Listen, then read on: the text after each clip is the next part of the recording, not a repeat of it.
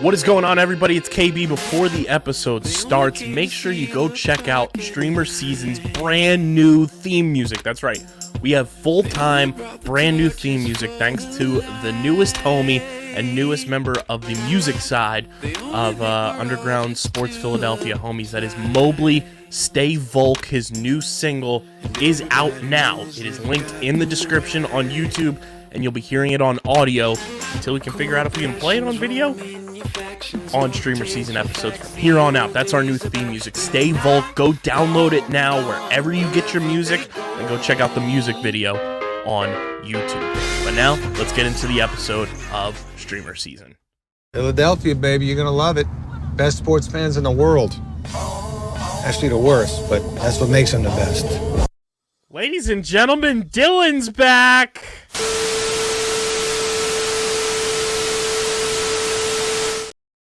What is going on, fellow streamers? Welcome in to a full crew episode of StreamerSZN. Joy to the world.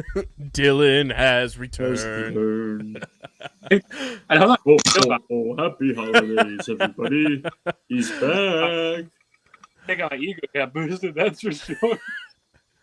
Whole crew is back. If you're not watching on YouTube, you should be. But it's KB, it's Dylan, and it's Christian. We've got a loaded episode for you guys. We're going to break down The Last of Us finale. Dylan and I are going to get into the Mandalorian episode 3 like the good old days. We're going to get into Poker Face episode 6. We're going to talk about everything everywhere all at once. And we'll get into the Streaming Platform Multiverse news and notes, everybody's favorite segment. But before we get started, make sure you're following us on the socials at StreamerSZN, Twitter, Instagram. Make sure you follow Christian on Twitter at @thewiz_phi. Follow Dylan on Twitter at Dylan Mazzola. Follow me on Twitter at KBIZZL311. Subscribe to the podcast feed, Apple Podcasts, Spotify, wherever you get your podcasts. We're there. And Dylan, for the first time in a month, say the line, brother. I think I forgot the line. Just kidding. Lordy. The line is that on this beautiful podcast, on any of the outlets that you can reach us and listen to our wonderful angelic voices, you should be leaving comments and reviews and telling us what to watch next. We have access to essentially all the streaming services across the world or the galaxy. So yeah, let us know what you want to watch. I just started watching Chernobyl finally, and holy crapola! Yes. Yeah. Unfortunately, the only bad part is, and Maggie, for listening, this is not a dig at you, my girlfriend. I started watching with her, and I have to wait to finish it with her because I'm like chomping at the bit. So my point is, I'm glad to start new things. Kyle, you need to watch Chernobyl so then all three of us can talk about it, because the same showrunner as Chernobyl did The Last of Us. Yep, that'll be It's on the you, list. Kyle. It's on me, just like every other show. He was number one. So we have that. We have Ted Lasso. We have Succession, and we have every other show you've never watched. My buddy's on vacation for like 2 weeks visiting his girlfriend. I can't watch till he gets back because he signed off on purpose of his out. It's a major power move, and I respect him, but yeah, I hate you. That is a massive bastard, but I respect it. Bastard, but I respect him. Yeah, Fair play. That's wild. But yeah, go subscribe to the podcast feed. Leave a 5-star review with your show and movie recommendations. Let us know your thoughts on everything that we talk about on this episode and any episode that you listen to of the podcast. Go check all of it out. And subscribe to the Underground Sports Philadelphia YouTube channel. That's where you get full video episodes of StreamerSZN. You get interviews, clips, shorts, reaction videos, live streams, all of it. Shout out to Jimmy Kimmel and ABC for getting a copyright warning on our channel when we were reacting to your Oscars, opening monologue. Shout out to them. But go subscribe to the YouTube channel. We are currently at 417 subscribers. Hey, let's go. We're on that road to 500, on that road to 1,000. You already know what happens when we get to 1,000. Dylan's cosplaying at Comic-Con. Oh, Dylan, did I tell you? We have added, pending schedule, Christian will be joining us at Comic-Con. And we're bringing along the host with the most, the man on the street, video conjurer himself, Pat Pitts. Oh, does he have the little mic thing? He's going to bring his tiny mic, and he is going to do man on the street videos at Comic-Con. We've been trying to decide what you and Pat should dress up as. Oh, do you have any leads for the people? Any leading? Christian recommended the lead journalist from Ted Lasso for Pitts, which then makes me think you should be dressing up as Ted Lasso. Here, hold on. Let me get a picture here. Now, Pat doesn't have the hair for this remotely at all, but this is the journalist from... hello.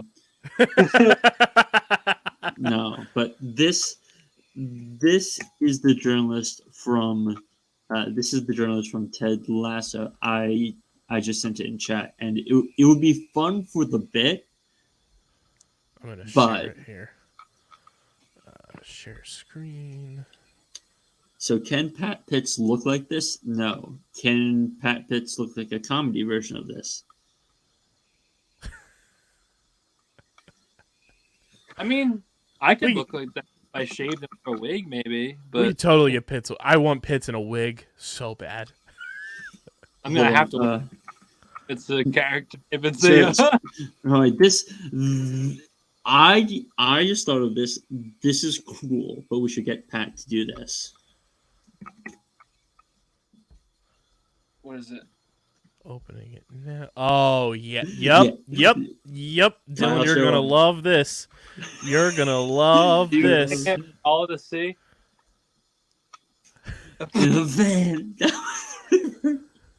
Yeah.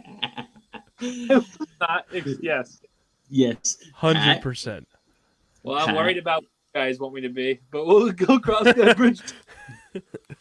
Go subscribe to the YouTube channel, because when that happens, Dylan's cosplaying at Comic-Con. I'm watching season 1 of Game of Thrones, and I'm doing something. We'll figure something out for Christian, and it's something unique to where it's not like common. Like, I don't want to be like, for example, cool superhero, but I don't want to be Spider-Man because I'll be one of like 1,000. You know, like something. If you're gonna troll me, at least Kyle. Kyle, he has to be the bagel. Oh yeah. Dylan will understand that when he gets to watch the movie. Yeah. But make sure you subscribe to the YouTube channel, and be sure to get your merch. I'm rocking it right now, boys. Hey, StreamerSZN merch is available. Go get your merch from our awesome merch partners at PHI Apparel Company. There's no doubt in our minds that when you guys are Netflix and chilling, when you're going to the movie theater, or just, hanging out by yourself, watching your favorite shows and movies, you are going to be the most unique in that room because you're rocking merch from PHI Apparel Company. It's legit one of the most, if not the most comfortable hoodie I own. We've got StreamerSZN shirts and hoodies. These are all first edition StreamerSZN merch capsules. Go to phiapparel.co, use code UNDERGROUND, and you'll get 10% off your order. That's exactly how they know you're coming from us as well. So go to phiapparel.co, code UNDERGROUND, 10% off your order. Yeah. The best in the game. Shout out to PHI Apparel Company. They are presenting our segment here on the finale of The Last of Us. Episode 9. Boys, what a ride it's been. It's been a roller coaster of emotion and just unbelievable television. Christian, do you want to hit the spoiler warning alarm? Ladies and gentlemen, this is a spoiler warning. I love that. We will now be talking about The Last of Us finale. So if you have not watched, I suggest you press pause, go watch that episode, and come right back. This here, has been your spoiler warning. Beep. Here we go. Episode 9, Look for the Light, the finale of The Last of Us. What an awesome show. Can't wait to go back and clip the week before the show debuted when Christian said this was going to be one of the best shows ever, because it's certainly turning out to be that way. And this episode was pretty damn awesome. Dylan, I'll start with you since you played the video game. Your overall thoughts on episode 9? I was sitting on that ending for so long for you too. Anyone else, like my parents, who like hasn't played the video game, I'm like jealous for you guys to know, because like I feel like if you don't even know the game at all, it just happened well. Like I don't know, it did justice, you know. So I knew the ending because Wikipedia, but that's all right. yeah, you know, you win some, you lose some. Yeah, it happens to everyone. We all know a couple things that we should and shouldn't about TV films and movies before. But seriously though, like the ending was just, it actually plays out very similar to the game. I believe the only difference is, and because I played the game very much into Joel, when you go into the operating room, I think you don't even have to shoot the doctor. You can like stab him. I basically with a form of murder, whatever the little doctor knives, the fancy name for them. We got options. Yeah. So my point is, scalpels. Down the violence. Scalpels. Yeah, there you go. They. Thank you. I said that. I got it at the last second. They nerfed the violence in that aspect, but very much it was cool seeing Joel Wick. So I like that. Joel Wick, I like. But we start this episode off with another video game actor portrayal. A pregnant woman named Anna, played by Ashley Johnson, who is the voice of Ellie in the video games. She flees a pursuing infected by hiding in a house, and the creature breaks in and ends up biting Anna as she gives birth to Ellie. Who leaves the alone in your group of survivors? Yeah. Like, right? Like that was odd. Also, kind of wild how much Ashley Johnson and Bella Ramsey look alike. Like they had a lot of similarities where I was like, oh, well, like that works. That's a really good portrayal there. Funny story. That is actually the Ellie voice actor from the game. Yep. And so the infected comes in and Anna stabs it. I love when they stab the infected in this show. It's so satisfying. Like when they stab the infected, it is like the equivalent to me of popping bubble wrap. It's funny, but okay. It just took out one of my. It's a knife. This is a knife. So sometime later, they are found by Marlene, Meryl Dandridge's character, and a group of fireflies, and Anna asks Marlene to kill her and take Ellie back to Boston. Marlene hesitantly kills Anna and walks away with Ellie. And in the present day, Joel and Ellie arrive in Salt Lake City, Utah, in search of the Fireflies' secret lab. Ellie, still traumatized after her encounter with David, is unusually taciturn until they encounter a herd of giraffes. I don't want to grow up. I want to be a Toys R Us kid. It's a giraffe. That was wild. I wasn't expecting that at all. I was like, where are these giraffes coming from? The zoo. It wasn't CGI. I was like, good on those giraffes surviving the apocalypse. Dude, that's the thing when I played the game. We saw the monkeys, but you see them like again. You see giraffes, you see like deer, you see dogs, you see like a bunch of wild animals, and I'm like, dude, humans must just fucking suck at like surviving. The zoo animals are like, bitch, we lived. Right? And then like Joel's brother had a horse, like Well, it's a question. It's a question of, are the zombies attacking animals? No. They say, if you Google like on the wiki for the show or the game, they say they do, but I don't remember. Bullshit. It's just- I don't remember any moments in the game where they're like attacking the animals, and that makes sense because like rats can move, but they can't sprint that long. think about the first episode. That dog fucking ran. Well, that's the most people. What you just said is exactly what people use the logic. They're like, animals instinctively have the fight or flight like reflex to the max, and they have predators in the wild, whether they're captivated or not. So basically, the whole theory is, well, animals are better because they actually have predators where we don't really technically have predators as humans. So, but yeah, kind of agree. I'm like, how are these giraffes still chilling? Yeah, I was like, dang, these giraffes is thriving out here. No care in the world, just eating leaves from Just vibes. Giraffes and vibes. That's all we need. Put it on a shirt. giraffes and vibes. That lifts Ellie's mood, and Joel tells Ellie that they can return to Tommy's community in Jackson, Wyoming, and forget about their destination. To which Ellie says, after all that they've been through, after all she's done, she wants to finish their journey. Later on, Joel opens up about his suicide attempt after Sarah's death and requests Ellie tell some jokes from her book. They are ambushed by Firefly soldiers who capture Ellie and knock Joel unconscious. After Joel awakens in a hospital, Marlene explains doctors are preparing surgery on Ellie to extract samples of her brain to study her immunity to cordyceps, a procedure that will kill her. Marlene orders 2 soldiers to escort Joel out of the hospital, and Joel subdues and executes the 2 soldiers and takes one of their rifles.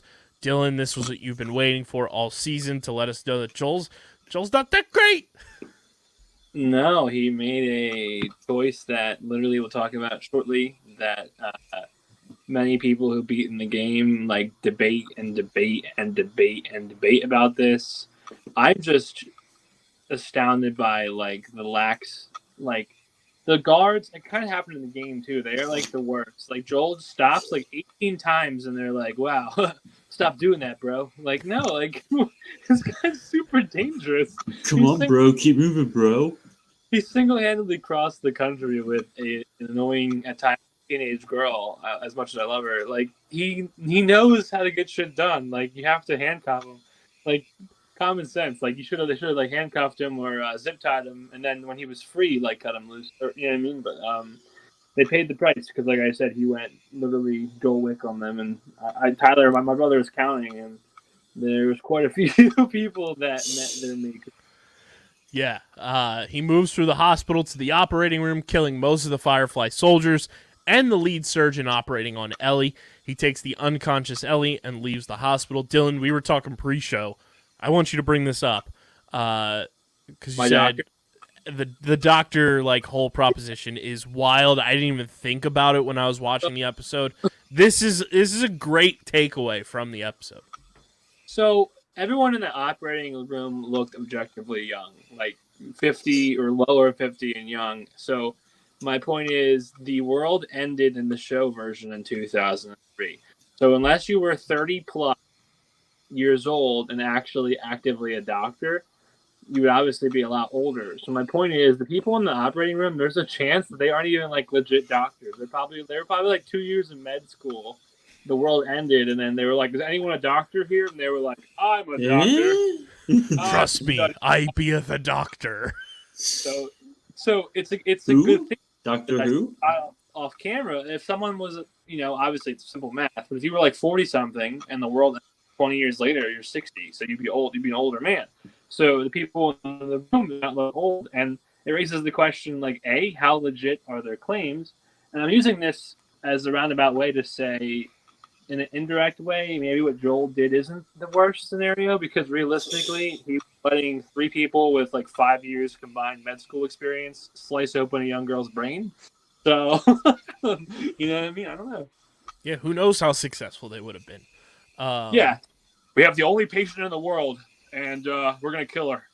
Yeah, smart. We may or may not know what we're doing. It's like the episode of SpongeBob when he's got the suds and Patrick's like, "Don't touch me, I'm sterile." That's what those doctors are. You don't know how good they are at their job. We'll put that as a poll on Twitter and Instagram to see what people think about the doctors for sure. So he kills most of the soldiers. The lead surgeon takes Ellie, and they leave the hospital. Marlene intercepts them in a parking garage, stating that there's still time for Joel to do the right thing, but he shoots and kills her, which was like, holy shit.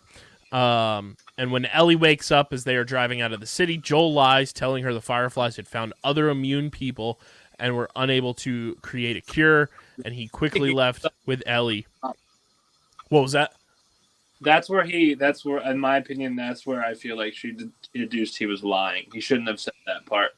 He could have said something else. Like, he could have just been like, they were attacked or whatever. Something along those lines, which he does say, and like leave it at that. The fact that he's like, actually, there were like 12 other people just like you, and it's kumbaya. The world, you know what I mean? Like, no, she's not stupid. She's a very smart girl. You think I'm dumb?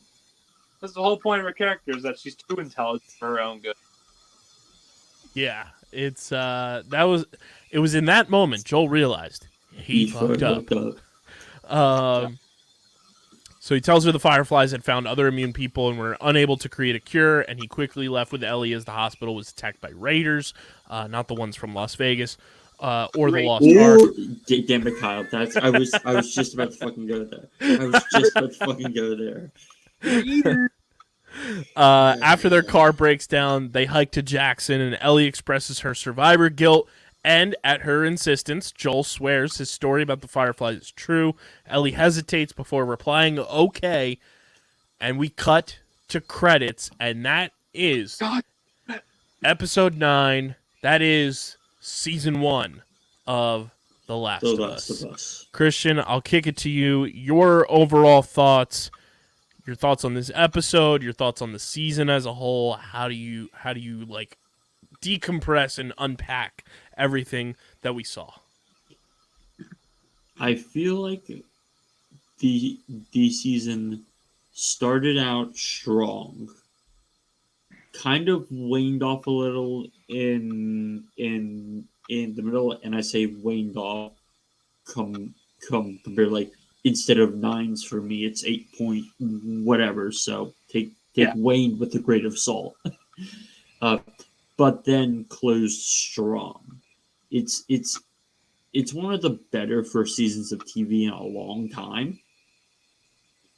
Like, it's, even though this is technically going to be like more like a limited series type thing, but there's season 2, and season 2 is like the second game, so there's going to be 2 seasons of this show. Which, again, I have my whole qualms about shows like this where it's like there's already a defined runtime, but we're calling it a show, which, whatever. But it is, I think, of shows that have premiered since 2020, like, maybe the best, just like straight debut. Like of the shows, I think we point out that will be more than one season, so that discounts stuff like I May Destroy You, and that it's like this. And Kyle, you would probably put up Abbott Elementary and stuff like that. Yeah, like, Abbott Elementary's been great. It's in an elite class of modern TV, and it's probably the first great new prestige show we've had in a long time. Definitely agree with that. I think it's crazy just to think it's also doing justice to the video game, like to show adaptation, and that goes back to what we talked about before. When you bring in people who know what they're doing, and when you bring in like good actors and actresses, and even bringing in the voice actors who obviously know the game, it's all blended in very well. And I was very happy that this was a project. I think it's already like one of the best zombie/post-apocalyptic entities that has ever existed, which is not. Well, I guess it is saying a lot, because there are quite a few zombie entries. Granted, some zombie movies are dog crap, but nonetheless, You don't say. Yeah, I do think it's good, and it never comes off as cheesy, which is something that I feel like we all agree on. A lot of zombie films come off as cheesy. That's just kind of it's such a niche where this one really tunes into a lot of different emotions and vibes. Yeah, it blew me away. I was like on the edge of my seat every single week watching this show. It had a number of just like jaw-dropping moments throughout the entire season. And I think even without having played the video game, it felt like you were in a video game while watching a show in all the best ways possible. Like you felt like you were traveling along with the storyline, like it was it progressed like a video game would progress. And I think this is the best adaptation of a video game that we've gotten, I think, ever. Whether it's show or movie, like they did such a phenomenal job, especially with like the tweaks to make it better for TV. I thought that was really well done. I think this is going to be one of the best shows we ever watch on this podcast for sure. And I want to do this moving forward because I love that we did this. We did our preseason grade prediction, and we have them. We're going to give our grade for episode 9 and the season as a whole, and we'll see if it fully matches up with our preseason range scale. But for episode 9, Christian, what's your score? I'm gonna give it. It's honestly hard to try and remember what episodes I did 9 point whatever's in. So let's just say 9.3. Shrug. I think that number makes sense. I like it. Picasso, I like it. I'm gonna go 9.5 for Moi. I had that number in my head when I watched it the other day. I was like, this is really good. 9.5. Yeah, I'm right there with you, Dylan. I'm giving it a 9.5 for episode 9. I thought it was just really well done. Like the cliffhanger ending too was just spectacular. And Rotten Tomatoes has an 88% approval rating based on 32 reviews with an average rating of 8.8 out of 10. Our rating overall with our 3, it's 9.43333, so 9.4 for episode 9, which brings us to our second overall review of 2023, the first show review of 2023. Christian, your score for what you predicted to be one of the best shows ever is going to be. No, let me. I didn't say one of the best shows ever. I said the best show we watched on this podcast. Which, in theory, best show ever. Sure. However you want to spin it, Kyle. However you want to spin it, buddy. I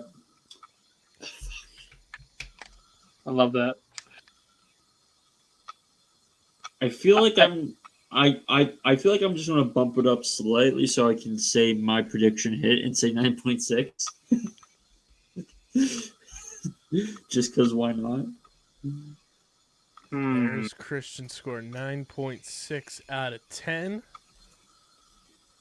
It's probably that's around the range I was gonna go in. I was thinking 9.5 to 9.7 range, which would still be the highest I think I ever get. What was the highest I ever gave a show, Kyle? Like 9.5, right? I can check for you right now, Dylan. Yep, 9.5 for Peacemaker season 1. Yeah, so I fell in love with that show, but I fell in love with this one more. So I'm gonna go 9.6 as well because I want to top Peacemaker. It deserves it. In my humble opinion. I'm looking at just one thing.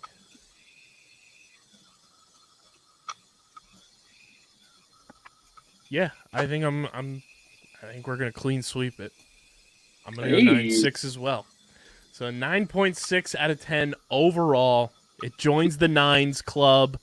Easy on the math there. It's a 9.6, which in the overall category supersedes anything that the three of us have graded together and on just a 2-grade scale with myself and Dylan, it does surpass Peacemaker Season 1 by 0.1.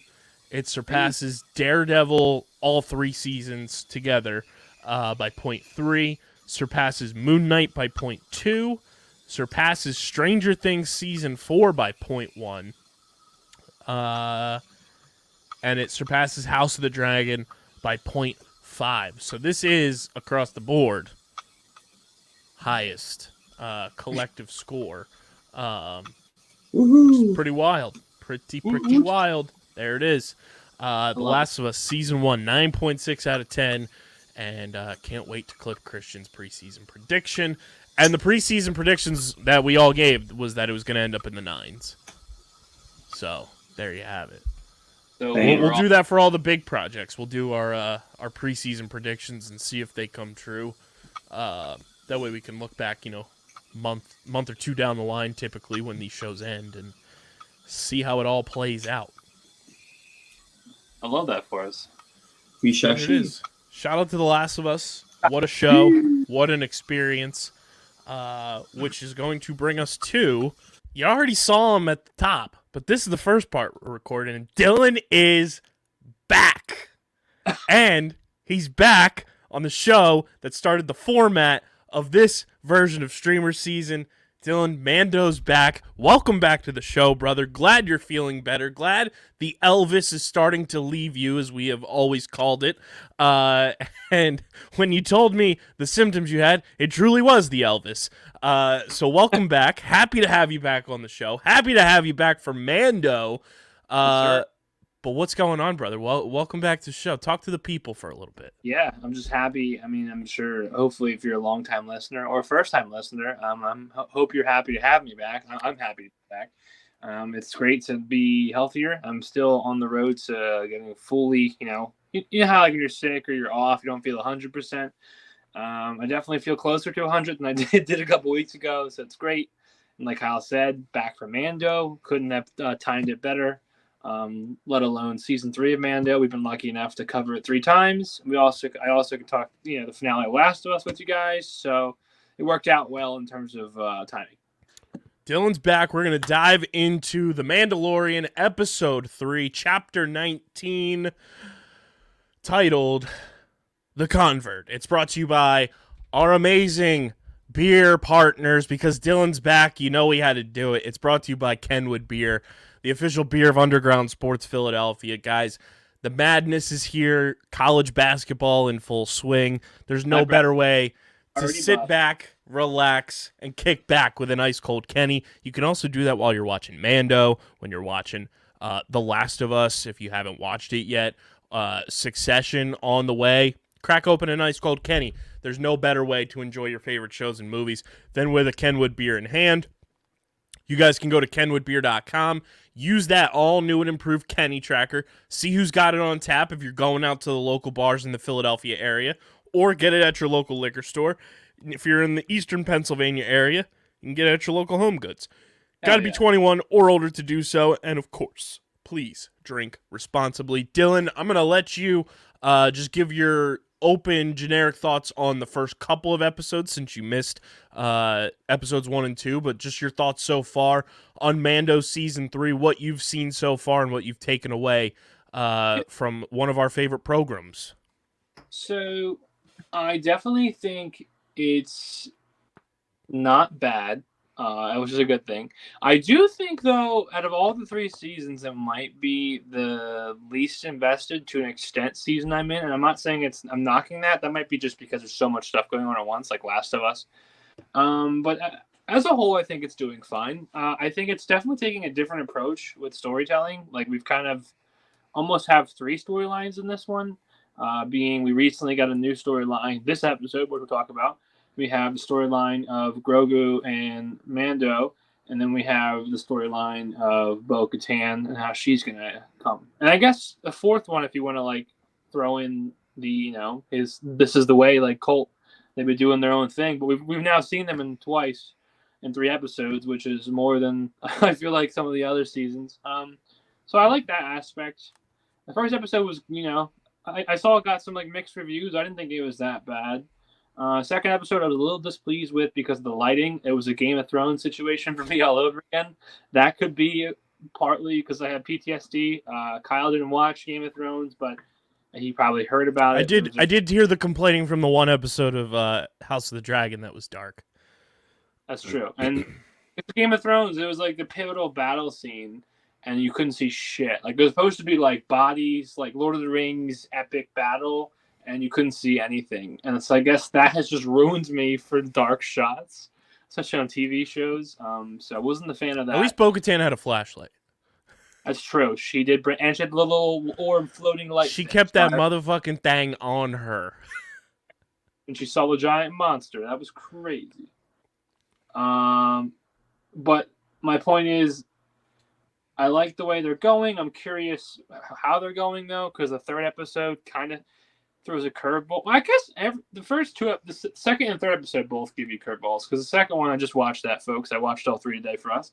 The second one, that monster that captures Din, I didn't know if it was like a general Grievous snake hybrid. It walked like Grievous. It breathed kind of weird. It was like metal, but inside not metal, which is like the same design as Grievous. Yeah, for everybody at home, Dylan's talking about like the mechanized spider thing that originally captures Din. Yes. So that was like intriguing. Also, did you see like somebody? I think it was Eric Voss in his Easter egg breakdown. He like zoomed in on like the glowing like red orb that was like near the top of its like face, and there's just like an eye. Yeah, super creepy. Looked kind of humanish though too. Yeah. So I have no idea what that's supposed to be, but I hope they answer us because I was confused.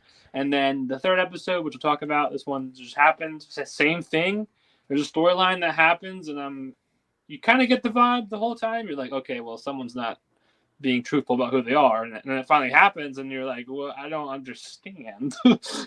Yeah. I did see Eric Voss and Tommy Bechtold on WikiLeaks on the New Rockstars YouTube channel. They said in a show like Andor, where you have like Diego Luna and Skarsgård and all of these high profile like Shakespearean level actors, like you want to follow along with like storylines and everything. What we're gonna get into here, like the two curveball characters that we didn't see coming. I feel like you didn't really need 40 minutes of them. Pretty much, it was like 36 minutes of following along with them. Like I get like reintroducing them in a sense and like giving us a behind the curtain look at like what that side of this whole like storyline is going through, but it did feel like a lot because like they're not over the top like compelling characters per se. No, and I don't know if that's the characters or not to knock the actors, if it's the acting, because their characters are kind of not generic, but they haven't done enough to like warrant excitement. I also think it's like a mindset thing for us. Like we saw these characters when we did, and we kind of viewed them as like ancillary almost. Like we didn't expect to see them again per se. And then they just come back and it's like, oh, okay. Yeah, it's one thing when you bring It's one thing when you bring like beloved side characters or a side character that the world didn't get a good enough look at. Like when we got the first glimpse of the Boba Fett show, we were very excited because he literally is in the movies for like 3 seconds. I would be excited if they brought back other bounty hunters like Bosk, or like Dengar, the dude who wears the weird like wrap thing. That's cool. But like these characters, like Kyle said, it was just kind of like, okay, evil scientist, not really that evil, gets to be not dead. Cool.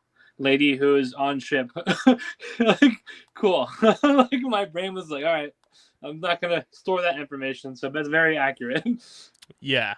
So let's get into the episode. This is, as Christian has been dubbing. Christian's got a line. You've got a line, Dylan. Christian's new line is, this is a spoiler warning. Repeat, this is a spoiler warning for Chapter 19, the convert of Season 3 of The Mandalorian. We pick up right where we left off in Episode 2 of Season 3, where they're in the living waters, kind of just coming up, from rescuing Mando, and Bo-Katan kind of asks him, hey, like, when you were down there, did you see anything?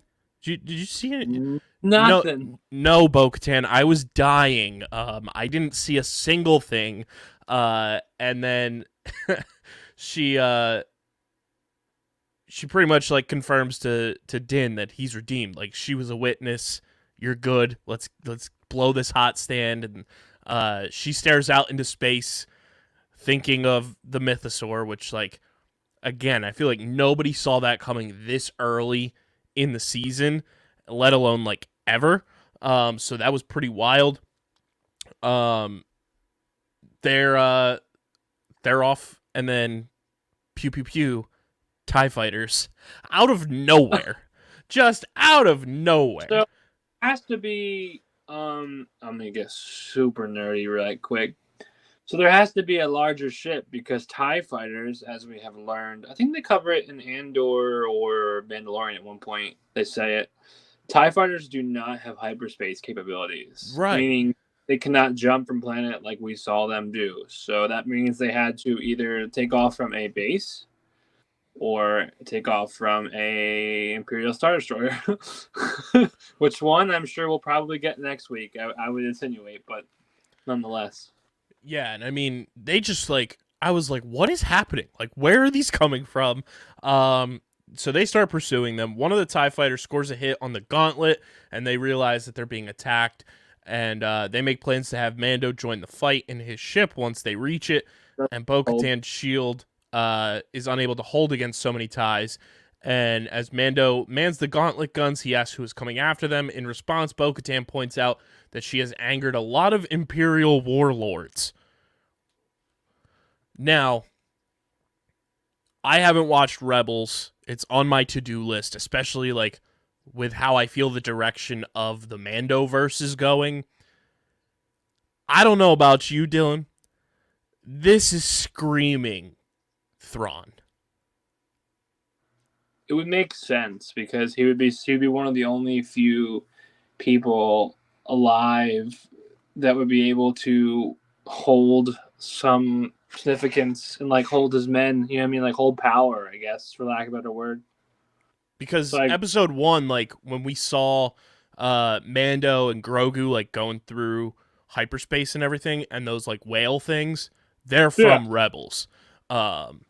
Which like the outer layer of that is where Ezra and Thrawn got dragged into, and that's why nobody knows where they are.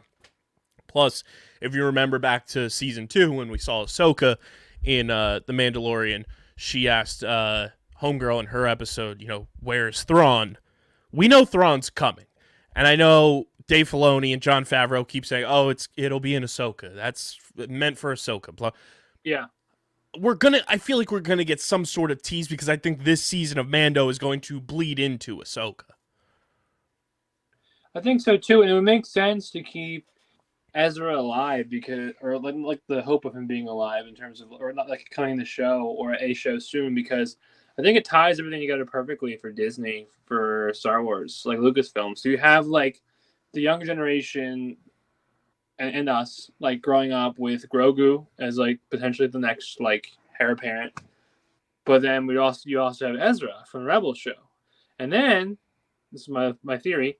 You also have Cal Kestis from the video game, who happens to kind of fall into the same timeline because he's alive during the Empire. So, and this is the second game. So my point is, and it's played by the actor from Shameless.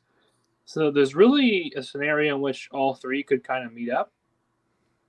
And that would be interesting because they'd all be on different levels of like learning and dealing with the Force. And it's not really too far-fetched because as we know, there happens to not be that many Jedi these days. There kind of was a thing that happened. We don't have to go into that. It kind of stuck for them. Oh, no, not again. Yeah, they're like really beating it over the head recently in Disney adaptations. But I think it'd be cool because it would tie in three different entities. Like it would tie in the Mandalorian, Rebels, and the not Force Unleashed, Jedi Fallen Order game. And you could probably throw in CGI Luke if you want to as well. I don't know. But the point is, I think they're going towards that direction. Dylan feels like another school's coming along sooner or later. We did get a school. We did get a school reference in episode 1, Dylan. Them boys wanted to drink at that school. But Bo-Katan and Mando, they end up, getting away from the TIE fighters. They jump into hyperspace to a place that they'll never find. And then we jump away from Mando and Bo-Katan for a majority of the episode after this. And we dive into this new storyline. That's why yeah. I don't know. I'm mixed on this. I'm like up and down. And we see 2023's imagination of Coruscant, which I don't know about you. I was like, oh, this is really cool. That was the cool. I'm sorry, these actors. You're nice people. That was the coolest part of that 40-minute span. Like just the backdrop, I guess, for lack of better words. Like just looking at how awesome Coruscant looked, like, and how, I guess, peaceful. Because usually when you see it, it's usually with Senate meetings, or like we saw some like street level, or we see way back. You want to buy a death stick, like we see different levels of it. So we saw like a more wholesome, like friendly vibe going on. It was kind of like an aerial view too, which was really neat to kind of just see like the landscape of everything. I thought they did a brilliant job with the 4K remastered edition of Coruscant. So patrons fill the galaxy's opera house to hear Dr. Penn Pershing back from the depths of our brains. A former Imperial scientist who we saw in season 2 of Mando making clones. And when they showed the like previously on and showed that episode, yeah, it was a random spot, right, to have him of all people. I was like, what are we doing? Was that season 1 or was that season 2? Season 1 was him. Yeah, it was season 1. So that old doctor guy or old Imperial guy. So season 1 we get a flashback to, and I was like, what are we doing going all the way back to here? And then we see Dr. Penn Pershing, who once worked for Moff Gideon, speak on his experience in the amnesty program, which seems to be just the name for everybody who once worked for the Empire and is trying to get good. It's like your rehab from the Empire, which is kind of a cool concept. Yeah. I guess my cynical brain is like, do you think it's a good idea to put everyone who worked in the Empire together in one facility in one job? Because that's just screaming like terror cells. Like you are creating the New Republic version of the IRA indirectly, but nonetheless, my wholesome part of my brain is like, well, it's giving them a chance to rehabilitate and become members of society again. It does seem though, like when we had to see them the conversation, you can kind of see the drift in terms of like the two characters it follows are both conflicted, both for different reasons, way different as we learn. But the other guys that were having the drink, they seem like they completely bought into the New Republic amnesty program. Yeah, this is great. I miss my cornbread, but I love it here. I miss my cornbread. Yeah, I mean, it was also very strange that they just openly allowed Dr. Pershing to like give a whole full-blown like testimonial in front of everyone on course. That like I saw multiple like different channels and everything being like, that's like letting like a reformed, and if you're just listening, I put air quotes up, reformed Nazi like go and speak in front of like the Senate. Like, oh, he's the good guy now. He undergoes shock therapy. Fine. Absolutely insane. He claims that the amnesty program saved his life as he had no choice in working for the Empire, and he now wished to use his expertise to help the New Republic. One of the people in the audience is the communications officer who also formerly worked for Moff Gideon, and Pershing recounts how his mother died of heart failure, and it was that incident that inspired him to work towards organ cloning technology to prevent a similar incident happening to others. When he finishes his speech, he is surrounded by socialites fawning over him, which he endures with an awkward smile because he's an awkward motherfucker. Pershing takes a taxi. He's so strange. He is so strange, but it was also really awkward. Like how they're praising him was awkward too. Like, yeah, I think purpose. Like it was meant to be unsettling. But I was uncomfortable for him. They were like, "Yeah, you like everything? Is it good? Is he good?" Like, yes, he was kept a captive on a ship. I think he likes having a so house. weird. So he takes a taxi to his new home in the Amnesty housing, and the taxi droid gives him recommendations for sightseeing opportunities on Coruscant, as he is relatively new to the planet, including the Sky Dome Botanical Gardens and Holographic Museum of Extinct Animals. He exits the cab and walks into the courtyard of Amnesty housing, where 4 residents, all wearing Amnesty uniforms, which I couldn't help, but the pin that was on Pershing's like thing, I was a little triggered because it looked like a Staples logo. Ah! I was like, job. You were They're like, chatting. I was like, God damn it. They're chatting over drinks, and one calls him over, introducing himself as Amnesty Officer M34. Pershing shakes his hand, offering his designation in turn, Amnesty Scientist L52. Pershing's pins indicate that he is new to Amnesty housing, and he explains to Amnesty Officer M34 that he has just arrived from the Reintegration Institute. That sounds like one of those like Sunday afternoon commercials for like a technical college. It does. And it also sounds like, given what we see at the end of the episode, it just sounds like probably a place where a lot of crazy stuff goes down. Yeah, he's from the Reintegration Institute of Technology. M34 introduces the rest of the group: Amnesty Officer M40, Amnesty Officer G27, and Amnesty Officer G68, who Pershing recognizes as the communications officer who worked for Moff Gideon.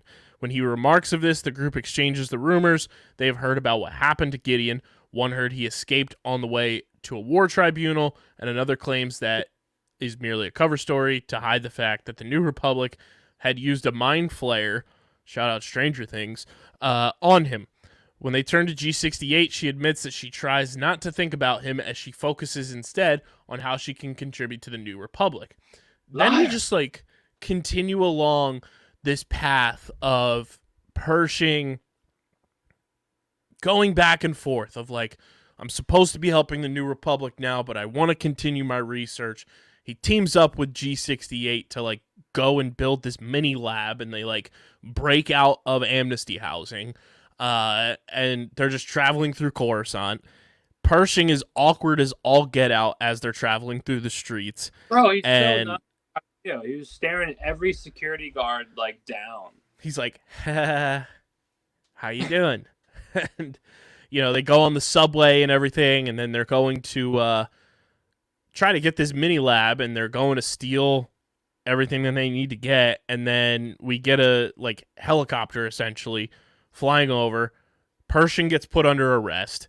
He has no idea how this happens, and then G68 turns out to be a traitor, but we don't know what side either of them are truly on. I would say, like, it's made out to be that like G68 is bad, and like I think you and I both agree she ain't good, but we don't know if she's doing this for the New Republic or who these people she's with are still like Empire. I couldn't really get the vibe from everything.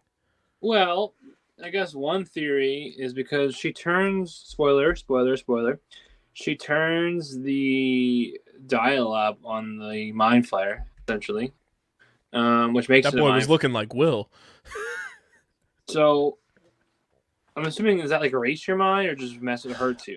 I think it like messes with you, and I'm guessing it's more Empire-driven still. What if she's brainwashing him to be pro-Empire? That's what I was thinking too, because then she bites into her little cornbread, Empire meal thing, and he's getting mind flayed, which was the rumor that happened to Moff Gideon. Something tells me she's gonna pop up again for sure. We don't, what capacity of evil is she going to be in? Who knows? Pops up again. They spent 40 minutes on her. Right. And it's like one of those things, though, that this all happens, but where is this storyline going to lead us? You know, I'm totally fine with bringing these characters back into the fold. I think I think one thing you and I both agree on, though, with The Mandalorian is that they do a great job of setting these things up, and then an episode or two down the line, the payout happens, and it's like, oh, that episode makes a lot of sense now. Yeah, I agree to that. I think the payout will be us getting either Moff Gideon back, like she's working for him still, which would make sense. Or maybe she's working for another empire, like Warlord, like Thrawn, or someone else. Or maybe she's working, like I said, like in a more terroristy, like, you know, terror, like small cell group. Who knows? We'll find out when it pays out. It was an interesting direction to spend so much time on those two, and you get little subtle hints the whole time that she's not letting on to who she truly is. Especially, you know, like, I don't know why Pershing's dumb enough. Like, she jumps out of a moving train onto essentially like an air mattress, and he's like smiling and giggling, and I'm like, homie, do you not realize how calculated what this chick just did with you? Like, she's out here playing chess, and you're not even on the checkerboard yet. You're being played for a suck. He's playing Connect 4. He's playing, like, literally. So we get all that going down, and then we finally cut back to where Mando and Bo-Katan were traveling to, and we meet back up with our little Mando cult, the cult of Mando, if you will, and cult of Jon Favreau. yeah, the House Favreau, and I didn't think we would see these guys as quickly as we did. Also, Dylan, did you recognize from episode 1 who the Mando kid was? No. So he is Jimmy Kimmel's nephew.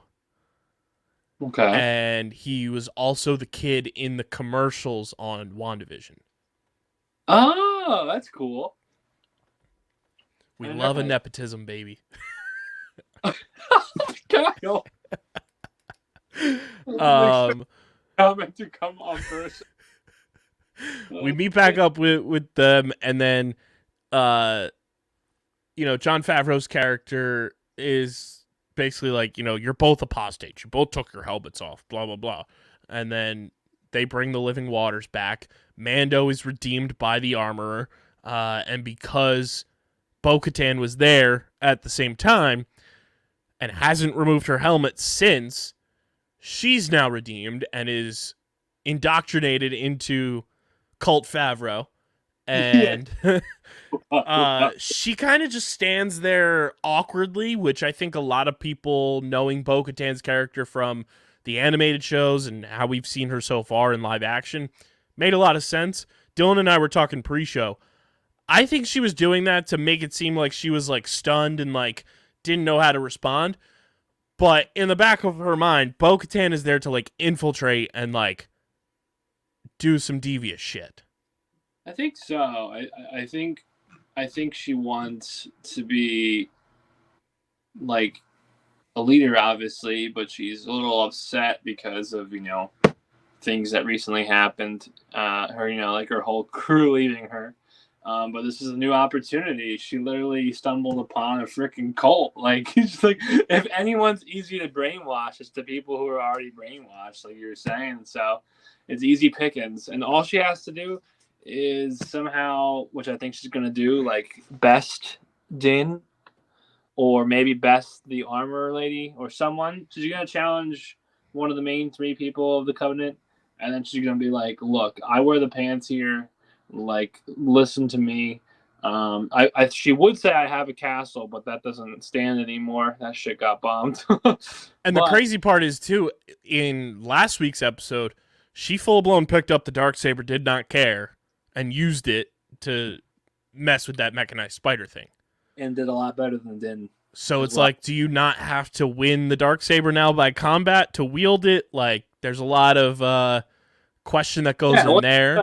The rule on the Darksaber, like, hypothetically, if the owner of the Darksaber is unconscious, is it free game? Can I not use it still? Like, what? Yeah, and I mean, she was gifted the Darksaber in Rebels, and now she's, like, indoctrinated into this cult again, hasn't taken her helmet off, they trust her. What if she just whips out the Darksaber and, like, she's gonna lead the cult now? Luckily, it's on Din Djarin's back, but you could easily steal it from him. So I agree. I'm curious to see where that power struggle goes because so far Din doesn't really show any desire to like lead, or he doesn't have like a true power hunger. He just kind of wants to do his part, be accepted, and he wants to help raise Grogu. Yeah, wild episode. It was directed by Lee Isaac Chung, who is a new addition to the Mandalorian like director carousel that we get every single season. I want to pull up what he's known for you, Dylan, just so you can kind of get an idea of some of his stuff here. He has worked on the 2020 movie Minari. He's got a movie in 2024 coming out called Twisters.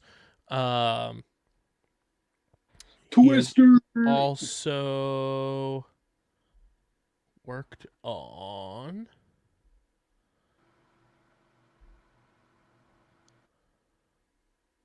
Kyle is checking because I lost it. It's a lot of like foreign films that he's worked on, which kind of gave like the vibe of this episode gave like a foreign type of show, which I didn't hate. Like in terms of like the setting and like the plot and everything that kind of transpired. This episode was also written by Noah Clore and Jon Favreau. Noah Clore, known for... That's kind of rhymes. Noah Clore. Oh, he's just like one of the writers along with Favreau and Dave Filoni. So we'll see his name pop up a bunch this season. Word. But Dylan, for the first time in a long time, you get to give a score on a show. But I'm going to give you the critical reception here. Rotten Tomatoes, based on 16 reviews, gave an average score of 81% for this episode and an average 7.2 out of 10 rating. And the website's critical consensus reads, while The Mandalorian's foray into moral ambiguity feels somewhat out of place, Omid Abtahi's sympathetic performance will win over many to the convert, which I think kind of lines up with everything we felt about this episode.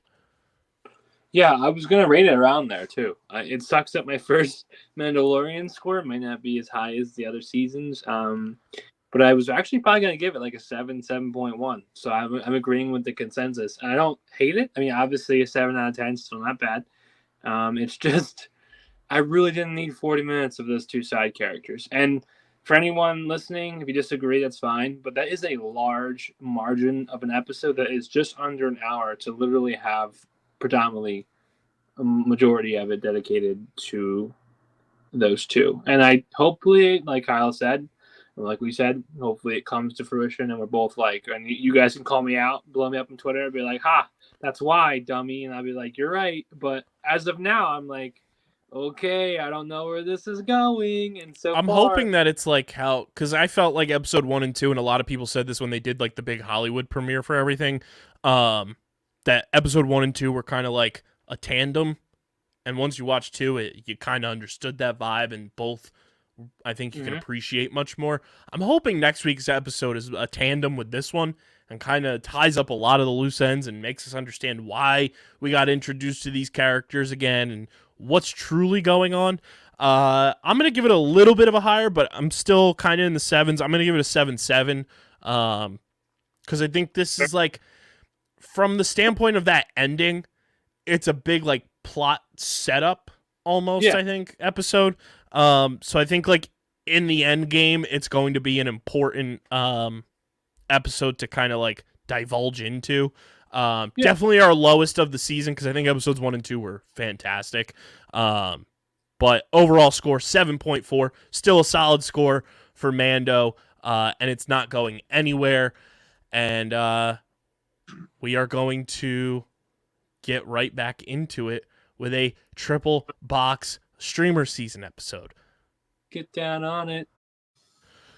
It's Poker Face, episode 6. It's brought to you by our awesome partners over at Tomahawk Shades, the best small batch eyewear in the game. Guys, daylight savings time is here. Sun's out longer. Got to protect those eyes. Wear your blue light glasses when you're watching Poker Face or your favorite shows and movies. TomahawkShades.com is the place to go. They also have prescription lenses available. When you go to checkout, use our promo code USP for 25% off your entire order. That's a whopping discount. And it's already an affordable product at a fraction of the price of the big retailers. And you're getting it even cheaper thanks to our friends over at Tomahawk Shades when you use our code USP for 25% off your order. Christian, episode 6 of Poker Face Exit Stage Death. We got an appearance from Jamil for a short-winded amount of time. Tim Meadows in this episode. Ellen Barkin in this episode. Overall, what was your give and take from episode 6? So, while still very solid, this was probably my least favorite episode of the entire season. It kind of just... It felt kind of clunky in the grand scale of things, because you very get much like a shift in storytelling on these next 2 to 3 episodes. You had a shift in endings, and the worlds just kind of feel a little more rushed. Yeah, it was like you said, it was clunky, but at the same time, it felt like they were like moving really, really fast. Yeah. For some reason, when I feel like they could have extended just a little bit to like get more points across and like better tell the plot and the story of this episode. Still a fun one to follow along with. But Christian, do you want to hit the spoiler warning? Ladies and gentlemen, this is a spoiler warning. You have now been warned. I suggest you turn on Natasha Lyonne and her smoker pack voice to then watch this episode and then come back. Beep. So, episode 6. We start off with veteran TV actress Kathleen Townsend, played by Ellen Barkin, arriving at a mansion to visit her old co-star, Michael Graves, played by Tim Meadows. Former stars of the acclaimed buddy cop show Spooky and the Cop, Royks Raggy, they now despise each other. Michael has married a younger woman named Ava, played by Jamil, who made a fortune by funding SheTrade, an online discount brokerage for women. Kathleen begs Michael to reunite in a one-night-only performance of The Ghost of Pensacola at a dinner theater to revitalize her career, and he reluctantly accepts after Ava convinces him. After 3 weeks of rehearsals, Kathleen's demanding directing and Michael's behavior make for a toxic environment. The play includes several stage effects, including shaking rafters to simulate planes flying overhead, and a trapdoor for Kathleen, all designed by stage manager Phil, played by Chris McKinney. During the performance, as castmate Rebecca, played by Audrey Corsa, delivers a monologue in character as their crippled daughter, the two stage an argument over their earpieces overheard by the theater staff, during which Kathleen rigs the spotlight to fall during the plane effect, and Michael sabotages the trapdoor, removing the mat below and replacing the stop on the door with a piece of dry ice. When the spotlight just misses Michael, he seemingly collapses due to stress-induced heart condition. As Ava rushes to the stage to give him his medication, she falls through the trapdoor and is killed, with the police deeming it an accident. It is revealed that Kathleen and Michael are lovers and conspired to kill Ava for her fortune. 3 weeks prior, Charlie, obviously Natasha Lyonne's character, is fired from her job as a waitress, and she runs into Phil, who refers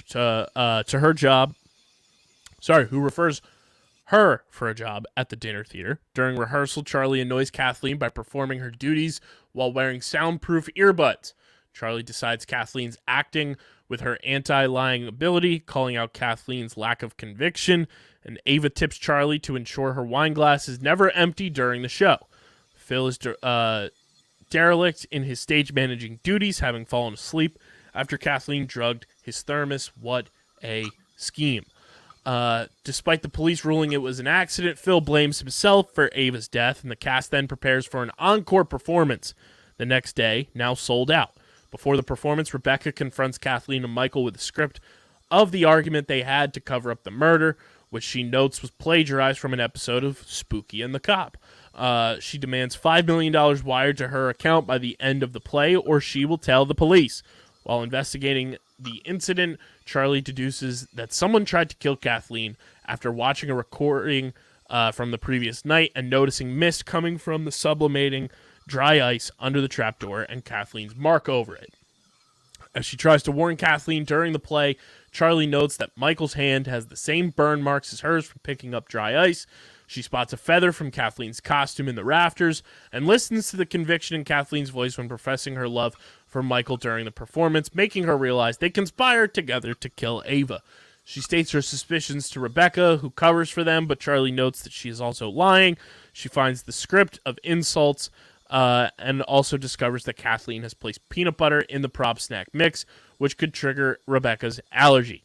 Charlie is forced to enter on stage and improvise dialogue to prevent Rebecca's death. After Charlie exits, Rebecca, in character, tells Kathleen and Michael that her demands have doubled and they must pay her immediately, prompting them to leave the stage during her monologue. Kathleen and Michael argue backstage while Charlie supplies the sheriff with earpieces that record their conversation. They confess to planning to kill Rebecca and paying her off. Knowing that their fate is sealed, they proceed on stage for the last time, and the police arrive but allow them to complete the performance, which culminates with Kathleen falling through the trapdoor after her character's final monologue. It's a lot to unpack, and as we said, it was a bit clunky of an episode, a bit difficult to the pacing being off. Not sure why that was, because I feel like this is the first episode that was kind of like that. But an interesting episode, fun little plot. I love theater, obviously, so it was fun for me there. But overall, I think the casting, once again, was pretty damn good. And the episode, does what the episodes of Poker Face do. They provide you with fun, Columbo-esque, murder mysteries, and got the job done once again. Christian, the critic reviews were extremely positive for this episode. Solani Gajar of the AV Club gave the episode an A- grade and wrote, "Poker Face does an excellent job of making the supporting characters feel lived in. It's the most crucial yet challenging aspect of the show because the episodes don't open with Leone's Charlie Cale, who tends to enter the picture a good 15 to 20 minutes in, but with the killers and their victims, except PF ensures they're not monotonous. It's easy to invest in all of their stories, which explains why Charlie is also drawn to the case and is motivated to solve the crime. Much like Columbo or even Veronica Mars, her reasons are usually personal and not because she's a detective on the job. So it makes Poker Face stand out too." Overall, your takeaway from this episode and how it kind of adds to the overarching plot of Poker Face. So the next few episodes, as you'll see, kind of differentiate from the first kind of 5, where it's a little more of a in a bottle type of stories that kind of drops the somewhat linear nature of things, but it's a solid piece of TV. It's an episode I wish was so much longer though. Mm-hmm. Yeah, I think the runtime on it was 46 minutes or something like that. So one of the shorter episodes of the season, but nonetheless pretty solid. Christian, your score for Poker Face episode 6 is going to be 7. Yeah, I'm gonna give it a 7.4. Wasn't the best. It wasn't the worst episode of TV to watch, but in terms of this series, it was tough to follow along with, but still kind of got the job done. So that's a 7.2 out of 10 for Poker Face episode 6. More than halfway through breaking that one down, which now brings us to the big dog of this episode. Everything, Everywhere, all at once. It's brought to you by our amazing partners over at Dubby Energy. Dubby's keeping us energized throughout the entire month of March and all year round. They are going to war on Big Energy because they were tired of Big Energy just trying to take advantage of their customers and worrying about profits instead of quality. And they decided we're going to take it into our own hands. They were tired of profit over quality and making energy drinks loaded with jitters, maltodextrin filler, artificial colors and dyes, sugars, and other BS. Just take a peek for yourself at the nutrition label on an energy drink that might be in your hand right now that's not named Dubby. They grew upset with these types of energy drinks and decided to wage the war on Big Energy by releasing their own energy drinks, which are cleaner and jitter and crash free. Here's to paving the road for a better future for energy drinks where the status quo is no longer profits over quality, where quality actually matters, and where energy drinks don't get a bad rap for being unhealthy and harmful to consume. Will you stand with Dubby and go to war on Big Energy? They just had a huge restock, including the Big Energy Tears Blue Raspberry flavor, including the Passion Joy Tea Passion Fruit Iced Tea flavor, the Push and Punch Fruit Punch flavor, what I'm sipping on right now, the Beach and Peach, which is the White Peach Mango Cooler, and pretty soon, Galaxy Grenade and Dub Sludge will be back in stock. I can't wait to try Galaxy Grenade. That flavor is watermelon, guava, and lime. It sounds delicious. And they also have, if you're trying to, wean off the caffeine but need that hydration, they've got the Monkey Madness Hydro Hydration, which is strawberry, banana flavor. Get all these phenomenal flavors, stock up on energy, stay ready to roll throughout the NCAA tournament when you're watching your favorite shows and movies. And when you go to checkout at dubby.gg, use code UNDERGROUND, and you get 10% off your entire order from our friends at Dubby. That's dubby.gg. Use code UNDERGROUND for 10% off your order.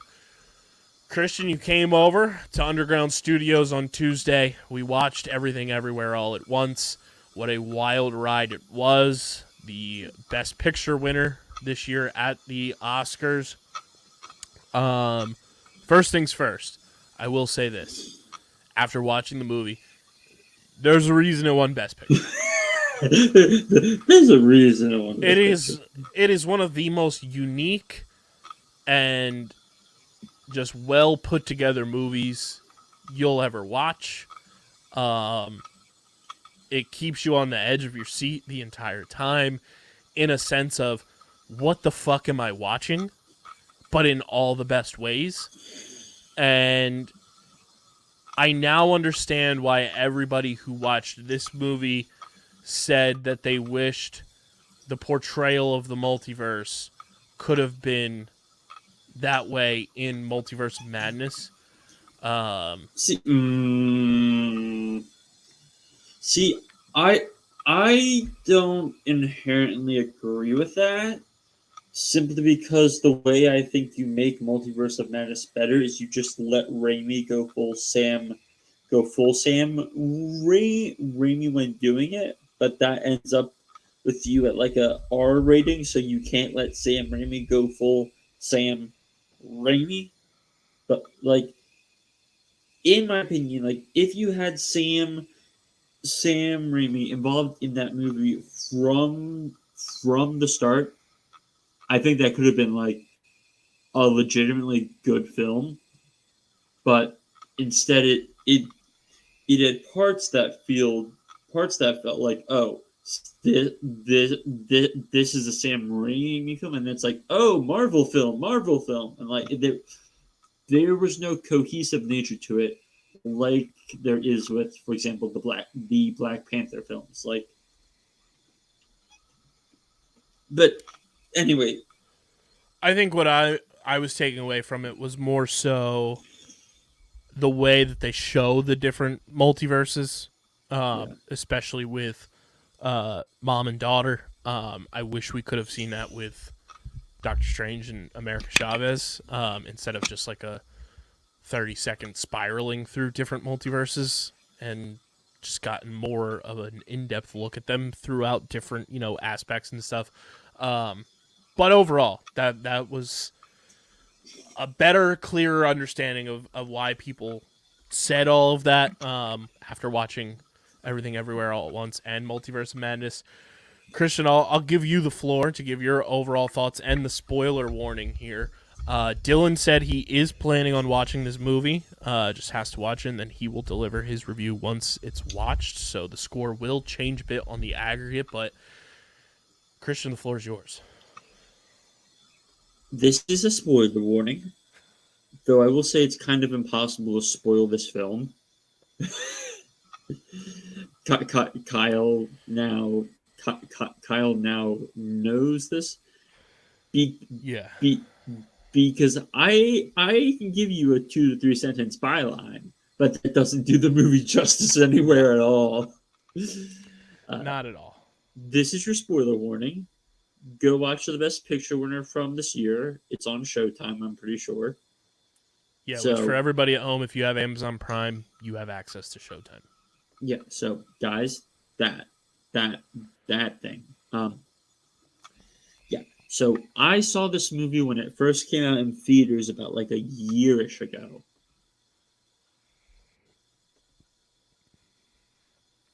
I saw it with like a half full crowd, and it was like this is a movie truly of two halves. The first half of this movie, as Kyle can attest, you are pissing yourself laughing. Like there's truly outrageous shit. But despite how outrageous it is, it holds so much meaning and it means something. Like this is a film that could have been so silly and just had no weight to any of the silliness. But the silliness has weight, which is the brilliance of it. And then the second half is a more normal, if that's even the word for it. Part of the film that examines the mother-daughter relationship, examines husband and wife, examines father and daughter, examines the immigrant experience, and just everything. And I saw this movie 2 to 3 times in theaters. I've seen it 2 or 3 times on the DVD I have. I have the poster in my closet because perks of working at a movie theater, guys. It is probably let's just say since 2018, so 2018, 19, 20, 21, 22, of the films of the last 5 years, this is the second best picture winner. And it's second best because Parasite exists. And like, listen, I love Everything Everywhere All at Once, but it's a movie you grow tired of if you watch it enough times within a span of time, because it's just so much. Parasite just cooks all the time because it's a much subtler film. But yeah, I mean, Michelle Yeoh kicks ass. Stephanie Sue kicks ass. As all of us film buffs have been saying, she's the one who deserves supporting actress, not Jamie Lee Curtis. But give it to Jamie Lee Curtis because she's a genre queen and she never got an Oscar during the heart of her career. Ki Huy Kwan. I hate trying to pronounce his name again. Amazing, Kyle. In another life, I just love to do laundry and taxes with you. well, Like that. We gotta put that on a shirt. That was one of the lines of last year. Just like there's not much I can say besides it's both an absolutely uproarious, hilarious, zany action comedy that makes the Matrix look normal, and then it's a family drama that's also about also about nihilism and relationships. It's a movie that will have you laughing and crying in the span of 2.5 hours. Like there's not much like it. Yeah. Like, Kyle, literally like a one of a kind movie. Take it away, Kyle. I love the portrayal of the multiverse. I think the fingers. only like head scratcher moment that I had when it came to like the multiverse aspect of it was like, yes, they showed Ki Huy Kwan's character on the security cameras like jumping around. It's like, what the fuck is he doing? It's like, what is going on? I think that was like the only like thing where like they didn't like say where the multiverse fully came from, like in your face. No, way. they did say it. I might have just not picked up on it. So they basically in the Alpha universe, which is not the universe this film is set in. Right. Evelyn and Wayman are scientists who work who develop a way to make contact with other universes. They subject her daughter to this so much that she breaks and becomes evil. And so and Evelyn Prime dies. Therefore,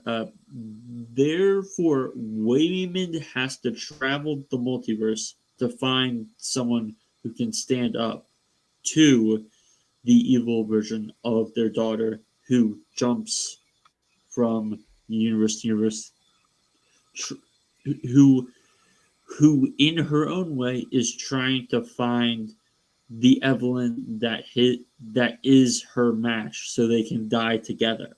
Mm-hmm. Using the everything bagel, which is such a stupid sentence. Such a stupid sentence, but it works. Yeah, I do have to say, like, Jamie Lee Curtis fucking crushes it in this movie. Like, I obviously watched the Oscars before watching the movie, so I was like, okay, like, you know, I get like this movie's like doing numbies and like cleaning up at the Oscars, so like she's gonna get it. I now understand like there's an argument to be had that like it could have gone between her and Angela Bassett, like everyone is saying, but like the justification for Jamie Lee Curtis after you watch this movie is there. Yeah. I thought Ki Huy Kwan he's my favorite part of the movie. Like, Michelle Yeoh is fantastic. Don't get it twisted. Yeah.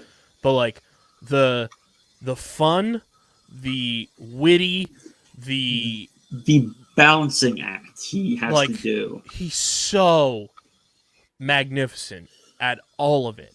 And just the emotional aspect that he delivers, he stole the show, in my opinion. It was just so phenomenal, like, unbelievable job by him. He was my favorite part of the movie.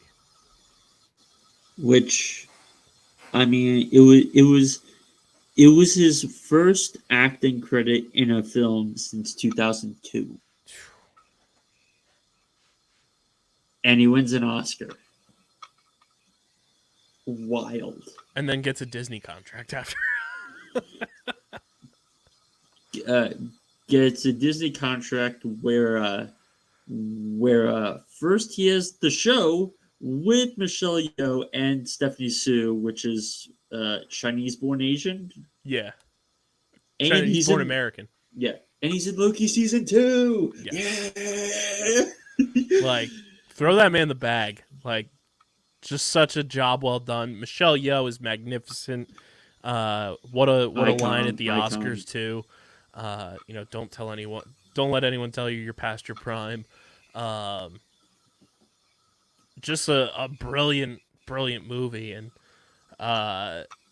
like Christian said, it's like impossible to spoil it. We're not gonna like break it all the way down full blown. We're gonna like touch every aspect of it in just a cursory aspect. Kyle, raccoon. Rakakuni. That is the stupidest joke, but it's so good. It's so good, but it's so stupid. It's so dumb. It's so dumb. But okay, hold on. Spoiler warning.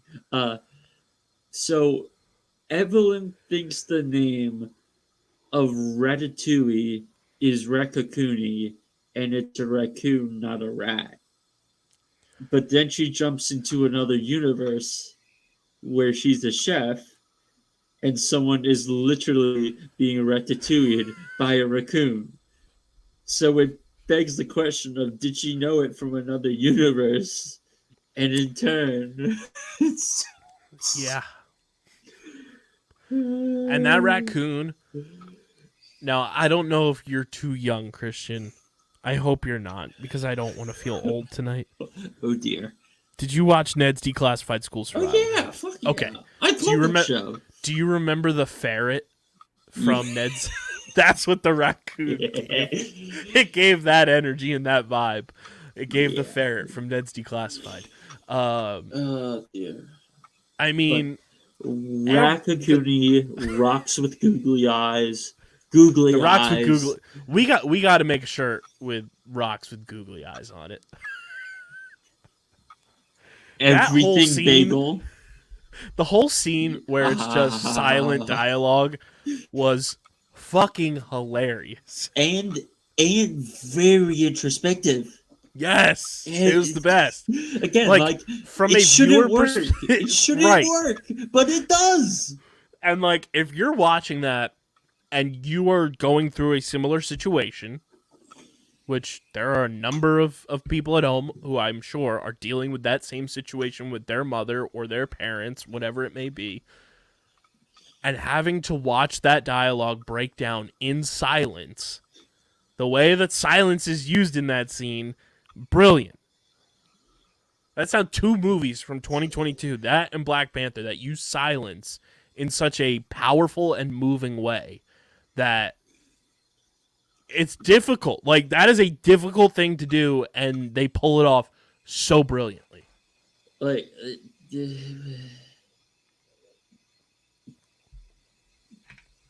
chef, pizza sign waiver, kung fu, office guy who has a sub kink. There's just so much. Who was also shit. The director. Who was also one of the directors, yes. Grandpa eating pudding. He's safe. Trust me. There's just so much shit to talk about. It's just an unbelievable like depiction, like we said, like of family and relationships and bonds, while also doing it in a sci-fi multiversal action thriller. It is so Gen Z and Gen X. Yes. It really makes you ask, how the fuck did this movie get made? Right. And it's on top of that, how did it work? Like, yeah, and guess who were producers on the film? People who made the Turn Down for What? No. Who music video directed it? Two of the producers on the film were the fucking Russo brothers. Checks out. It checks out. And And if we're honest, it's probably the best film they've been involved in. And they didn't direct it. Just it's like it's the brainchild of Gen Z meets Gen X. Meets internet culture. Yeah. It's like the ultimate shitpost movie. Yes. Yes. But works. shitpost in a good way. But shitpost in a good way. Like, and I mean that sincerely and in such a positive light. Like, it is like, think of every meme possible, and they brought it to life. No, like the fucking fanny pack kung fu. Literally, fanny pack kung fu. 60-year-old woman suddenly gains WWE wrestler strength and abilities. Shout out Pat Pitts.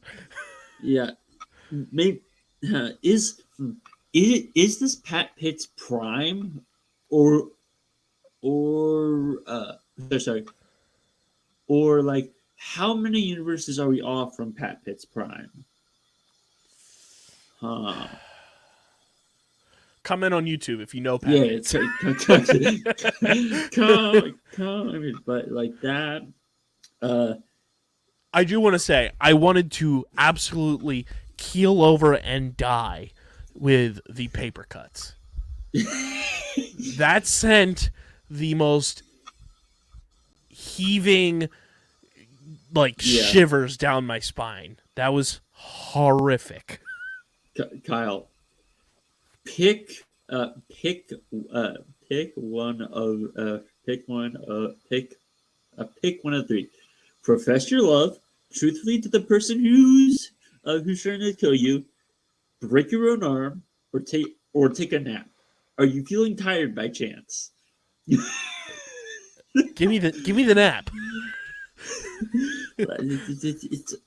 It's so like this, like all that stuff where like everyone is a movie star is just they are straight doing Wong Kar-wai stuff, which is like this Hong Kong director who's known for making films involving romances, and meanwhile, her kung fu mentor in that world is inspired by the mentor from Kill Bill 2.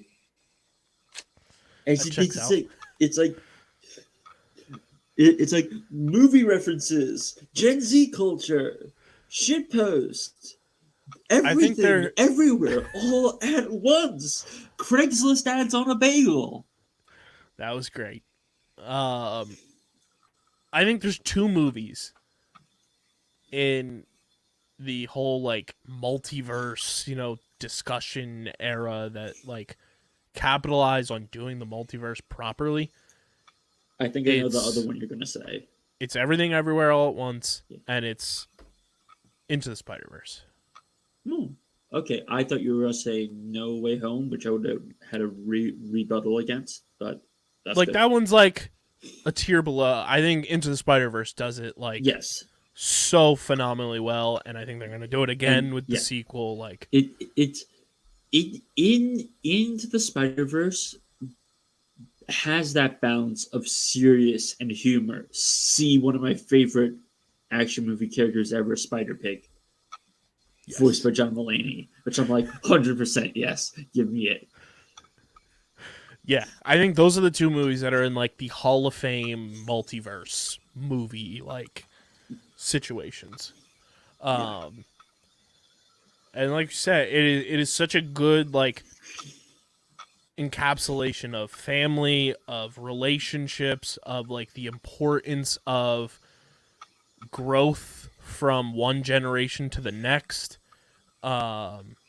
It's eerily similar to like today's culture too, in that aspect of parents having to kind of ditch some of the things that their parents did to make things better for their kids, and not holding on to tradition and, societal norms from culture and everything, and just doing things because it's the right thing to do. All while jam-packing that into traveling through the multiverse, which is just fucking insane. And the fact that this movie works as damn near flawlessly as it does is a just minor tip miracle. of the cap It's a to minor everybody miracle. involved. It is fucking insane. It's a perfect movie. Is it a lot? Yes. Is it a perfect movie? Yes. And it's like, it's one of those movies too that when you watch it, you understand why it wins Best Picture and why a movie like this will never, ever be possible ever again. Yeah. Because, like we said, it is Gen Z meets Gen X shitposting brought to live action. It's also a movie that built it instantly built a internet following that's like basically equivalent to like your favorite annoying cult Twitter following of whatever TV show of sports star, like, and they just did it for a year and it worked.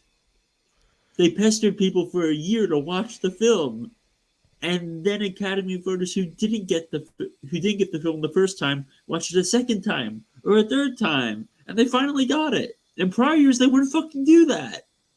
It's a minor miracle. And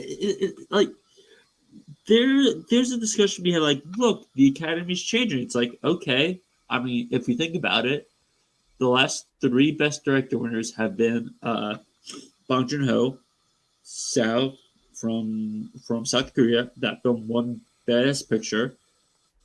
We then have 2 women Best Directors in back-to-back years, which tripled or doubled the number of women Best Director winners ever. And then we have these indie darlings win everything. It's like the Academy is dead. Long live the new Academy. I don't know. This upcoming year will be a interesting Oscar cycle, given all the prestige films that are out. And it's like, ooh, Martin Scorsese has a film. Do we need to reward Martin Scorsese again? We'll see.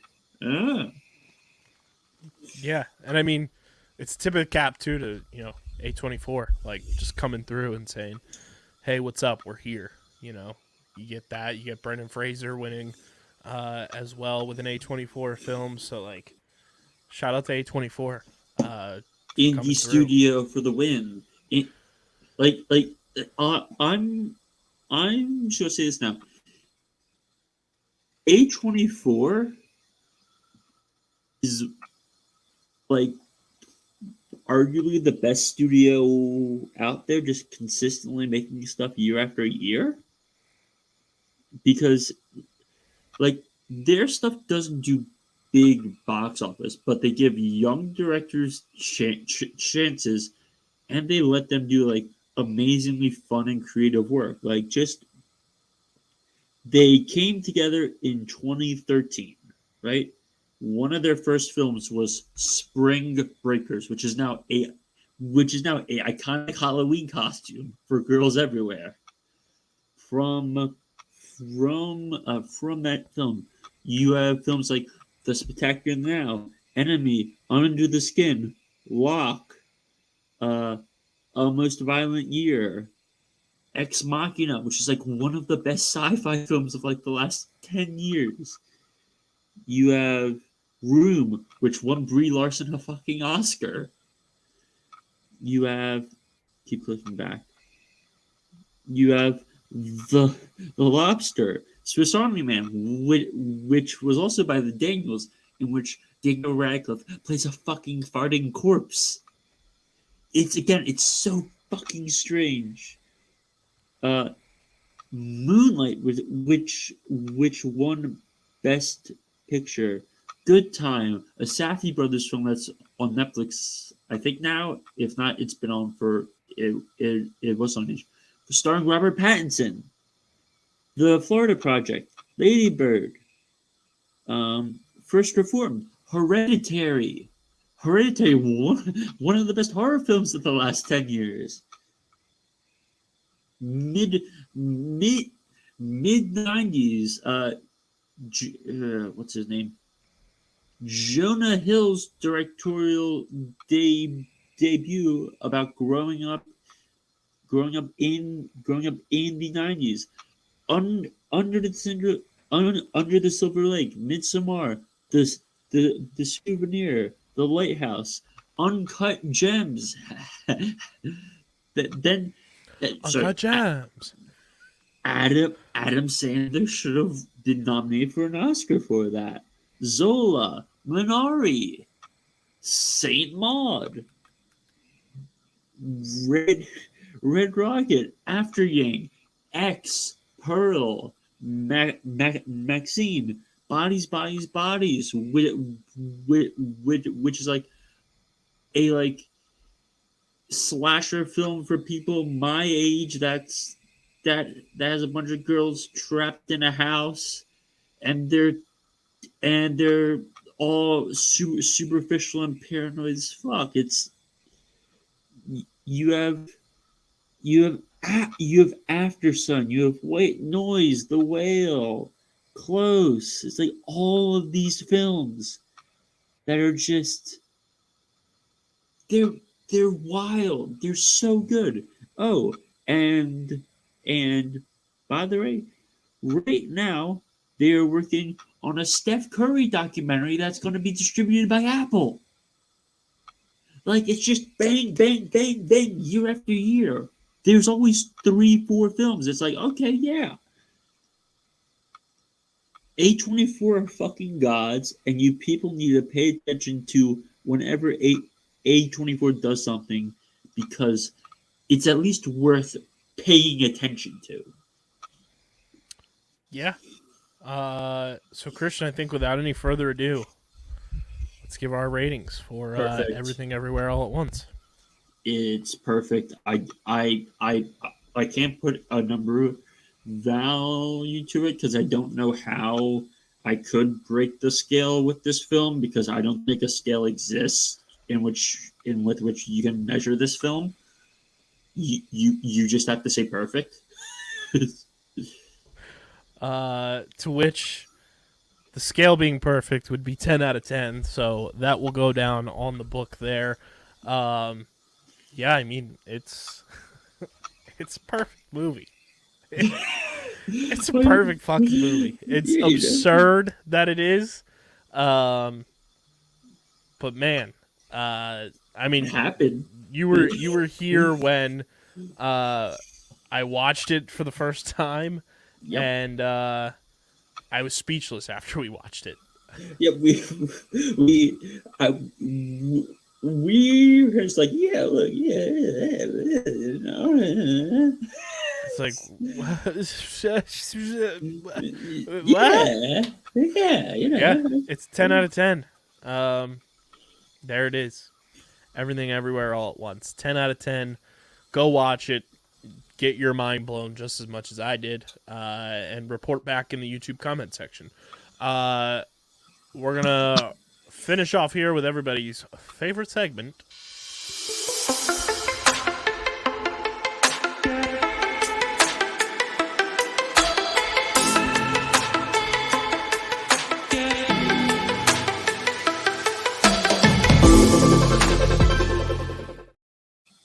It is the Streaming Platform Multiverse News and Notes, brought to you by our amazing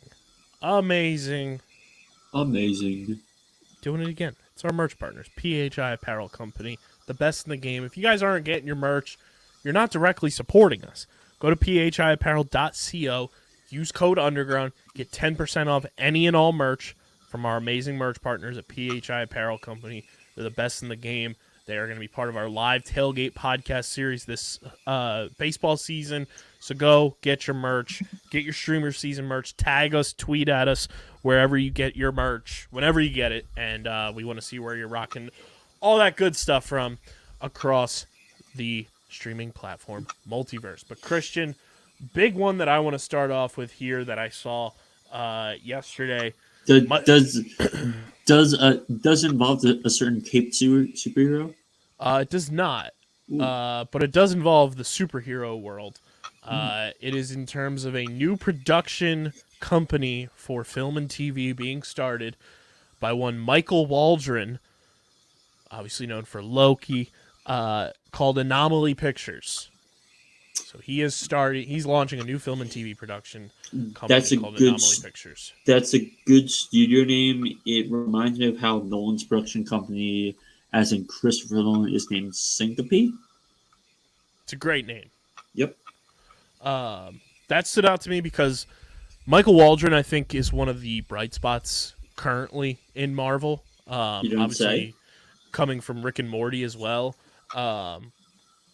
So for him to kind of want to start his own production company for movie and TV, I think is a good thing, and I think it's only going to bring positive vibes for both film and TV. So I'm excited about that. Shout out to Michael Waldron. He's one of my white whale guests that I would love to have on this show. I've seen him do other podcasts. So Michael Waldron, open invite to come on StreamerSZN. I believe you were talking about Shazam: The Fury of the Gods, though. No. See, as despite that movie being set in Philly, I don't give a fuck. Yeah, they destroyed my baseball stadium. Sure, yeah, but respectfully, it hasn't gotten great reviews, and it's suffering some of the Marvel CGI stuff, especially when it's Ben Franklin Bridge, and it's Sandberg showed a photo of see, we're filming on a physical bridge thing and stuff, and it's yeah, but it's everything else in the shot that looks like shit though. Yeah, it's tough. The DC stuff that is not going to be important, I just have little to no interest in divulging into it because it's what's the point? Which are, if we're being honest, the only important thing in this film this year, I'm sorry, Blue Beetle, right? It's the Flash, and part of the reason we only care about it is because of Michael fucking Keaton. Yep. I don't know what to tell you. And I mean, could be one of the last times we see Ezra Miller on a big screen. Oh boy. Speaking of DC, I did see a quote from, in my opinion, one of the worst portrayals of Batman ever, because he was bad. He was bad. It's okay to say he was bad because it seems like he wants to say he was bad. Ben Affleck says that the Justice League reshoots was, quote, the worst experience he's ever seen in a business which is full of some shitty experiences. Follow-up quote, I just thought, this isn't the life I want. My kids aren't here. I'm miserable. Is this about the Zack Snyder Justice League reshoots? I think so. Okay. Because I wasn't sure if it was about that or just the because I don't remember what happened with the original Justice League once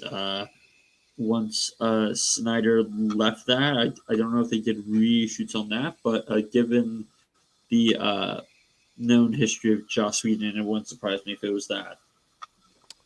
Ben Affleck also says he won't be directing a DC film. Quote, I have nothing against James Gunn. Nice guy. Sure, he's going to do a great job. I just wouldn't want to go in and direct in the way they're doing that. Fine by me, Ben. Go back to a brick wall with your cigarette in hand and Jenny from the block, and just you don't need to touch everything, Ben. Yeah, just leave it to actually good directors like James Mangold and James Gunn and Matt Reeves and stuff like that. You know what? Don't need it. Ben Affleck, like, I am a huge Batman guy, and Ben Affleck was just not it. Hey, Ben Affleck has a film coming out in April, right? It's about Nike signing Michael Jordan, and I don't think it ever shows Michael Jordan. It just shows his parents. Sure. Yeah, it's happening. Not surprised. Willow has been canceled by Disney Plus after one season. Heard a lot of just like meh. Everyone loved Warwick Davis, but the writing was not that great. The story was not that great, and it was not a good follow-up. It's a classic case of why did this need to exist? And Disney's going to be cutting back on this stuff. Like there's a reason Mighty Ducks and all that kaput. There's a reason this is kaput. They were making content that didn't need to exist, that didn't justify its own existence. It's like HBO is able to justify its stuff's existence because it wins fucking awards and gets viewership in that. Apple can justify the existence of the bunch of the shows because they just have a metric ass ton of money.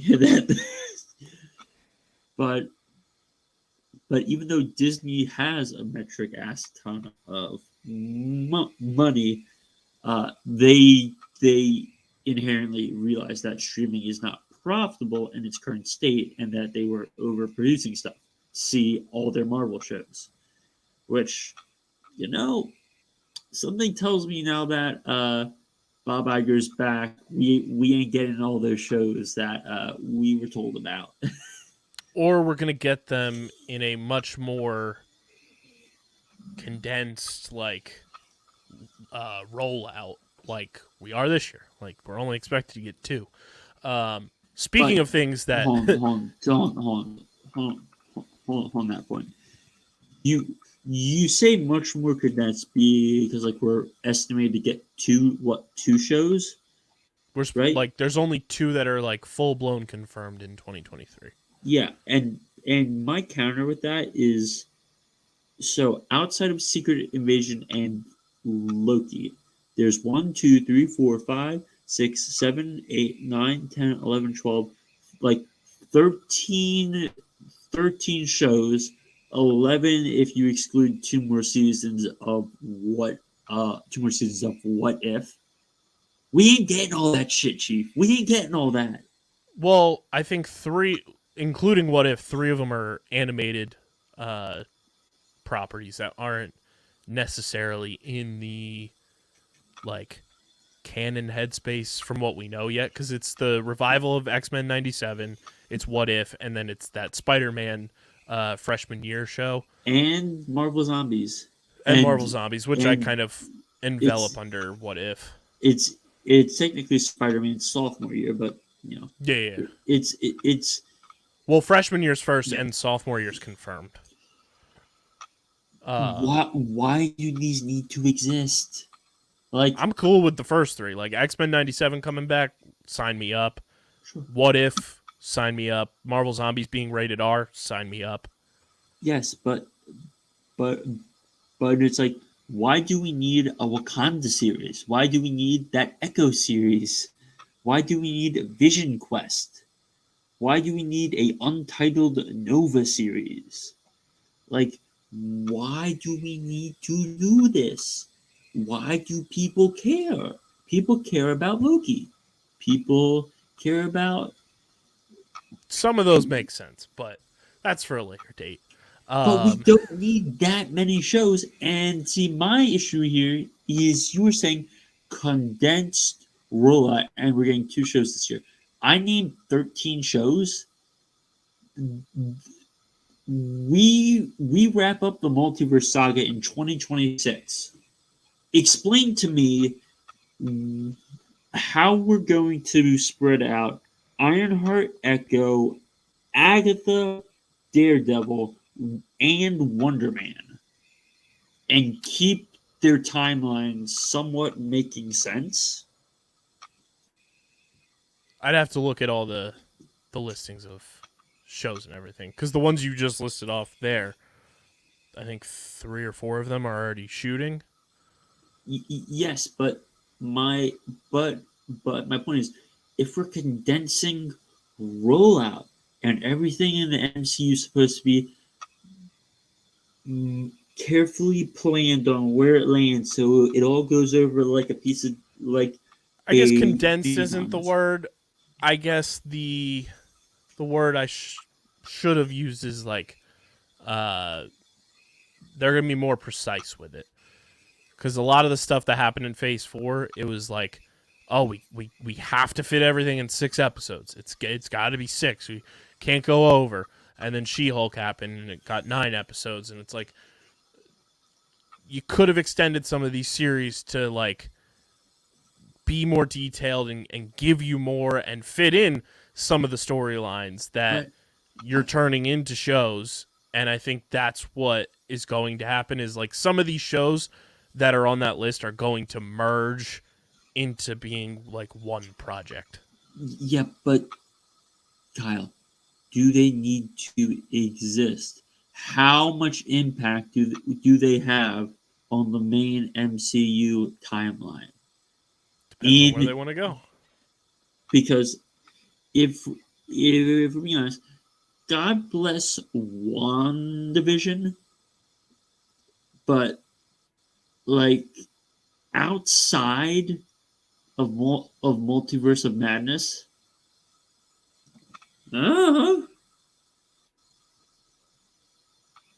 What do you mean? Like, why do we need it? And then like, we kind of just threw Black Widow in there, so it's like, hey, Hawkeye, damn. Well, and then Wanda Hawkeye is just Thunderbolts. Like, Wanda's a huge player. Like, her character who is being involved dead, is question mark. not dead. Not dead, because Elizabeth Olsen signed on for 7 more projects. That's why I said dead, question mark, and plus multiverse smile. She's Exactly. she's already plus gone around. Didn't die on screen. Yeah. Speaking of projects that I'm excited about, because it involves 3 awesome people and an amazing director involved. I don't know if you saw this or not. Netflix doing some good things, Christian. Andrew Garfield, Oscar Isaac, yeah. Mia Goth are in talks to star in Guillermo del Toro's Frankenstein movie at Netflix. If I'm being 100% honest, we've known about him doing a Frankenstein film for a while. We've known about Andrew Garfield and Oscar Isaac being attached. Mia Goth is the new part, and at that point I'm just like, I was already in with Andrew Garfield and Oscar Isaac. Now you're throwing in the face of horror for the last 2 to 3 years. Mia Goth, it's like, sure, yeah. Like, I was already in for this movie. I'll take more of this movie. This is me signing for this movie. Yep. Sign me up. Do you want to laugh though? Sure. You know how last week we talked about Nancy Meyer's $130 million rom-com? Warner Brothers is apparently trying to pick it up. Hey, Kyle. See, here's the thing. I don't mind it. I don't mind it. Now, see, here's the thing. Cause see, here's the thing you need to realize. Rom-coms, if done right, are still very profitable in theaters. See Ticket to Paradise. Now, yeah, not Kyle.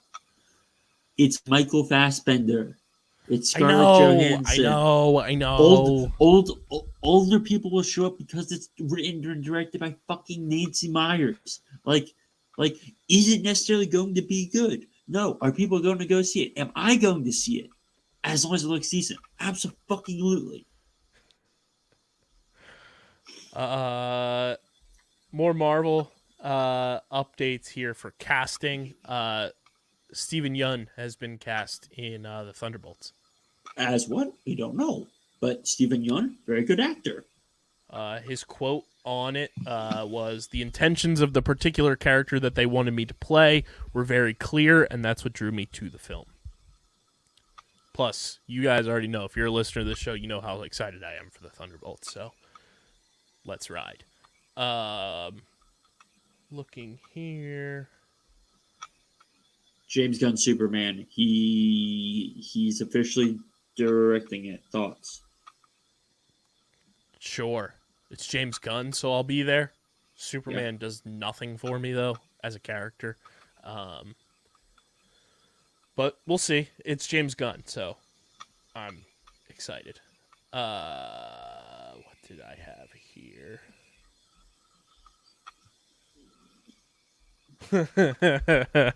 This is going to make the YouTube viewer in you laugh. Oh, dear. This is from the Hollywood Reporter. Prepared the clip. An animated series is in the works for Raid Shadow Legends.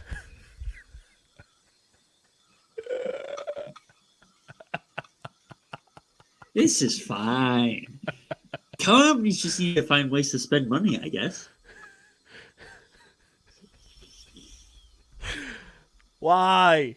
Raid Shadow Legends. Good grief. Sponsor us. Please. Please. Oh, man. That's funny. That is funny. Looking here. Here is the let's make Dylan, even though he's not in the room right now, feel old. Wait, happened. Wait, hold on, Kyle. You were forgetting the rumors about a very devilish character. What am I taking? Sacha Baron Cohen? Oh, we'll get to that. Okay. That is but on as of yesterday, so yesterday, March 15th, shout out to my sister, happy birthday to my sister. On her 6th birthday, so 21 years ago on March 15th, Christian, Ice Age released in theaters. I think I had that DVD buried in a drawer. I feel ancient reading that. Hold on. I forgot about a piece of casting news that I don't think we talked about last week. For the Penguin show. I did see this, but yes. Clancy Brown as Salvatore Maroni. Fuck yes. Give me that. I'm excited for that show. I'm excited for that. Give me Clancy Brown, man. Yeah. Sign me up. The Penguin show is going to be awesome. That's one of those things that, like, I'm excited about it, but I kind of wish that it happened before the Batman movie. Yeah. In a way. But nonetheless, I'm stoked. Smile 2 is in the works. Great. We'll get to see those creepy smiles at Citi Field again. A reimagining of the cult horror film Faces of Death has their faces, Christian. Barbie Ferreira and Dacre Montgomery have been cast.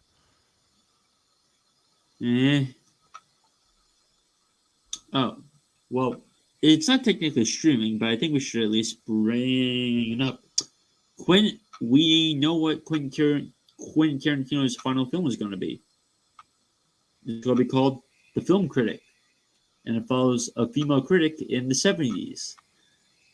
And anyone who knows anything about film critics immediately knows who this person is supposed to be. Kyle, do you know who it's supposed to be? No idea. So there's a famous female film critic called Pauline Kael, who's one of the most popular critics ever. She's up there with the likes of Roger Ebert and Gene Siskel. She's known for having her own, like, what's the right way to do it? View on film and stuff, which helped inform an entire generation of people.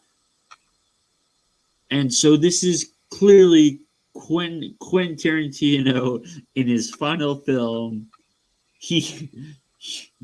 his last film was about Hollywood and the aging movie star, and now he's doing the film critic. And this may just cause film Twitter to self implode. But hey, I am 100% here for this because it's Tarantino. Are you 100% here for this, Christian? Speaking of Disney Plus, Great transition. a 9-hour cut of Avatar 3 is rumored to be turning into a limited series for Disney Plus that could release after the release of the theatrical cut in 2024. I mean, isn't this just kind of the Hateful Eight bullshit that Netflix did? True. Which also, to be fair, the reason it's a 9-hour cut is because James Cameron turned in a 9-hour cut, and he's like, I want to do VFX on all 9 hours, thank you. Kyle, this one's for you. In a movie has been moved up to Thanksgiving 2024. Do you know what movie that is? I don't. It is one of the most famous musicals ever, Wicked. Oh yeah, Wicked Part 1. Which I still hate how it's divided into two parts. Yeah, I'm intrigued to see how that plays out. Let's quickly unpack this cast for a second. Cynthia Erivo is playing Elphaba. Ariana Grande is playing Glinda, which I'm like, sure, yeah. Yep. Jeff Goldblum is playing the Wizard of Oz. Yep. Yes, please. Perfect casting. Michelle Yeoh as Madame Morrible. Sure, yeah. But it's like Cynthia Erivo, Jeff Goldblum, Michelle Yeoh. I could give a fuck about Ariana Grande as long as she sings well. It's fucking Jeff Goldblum getting to play a quirky ass motherfucker. Yes, please. And directed by one of your favorite directors, John Cho. Yes. Who did Kyle.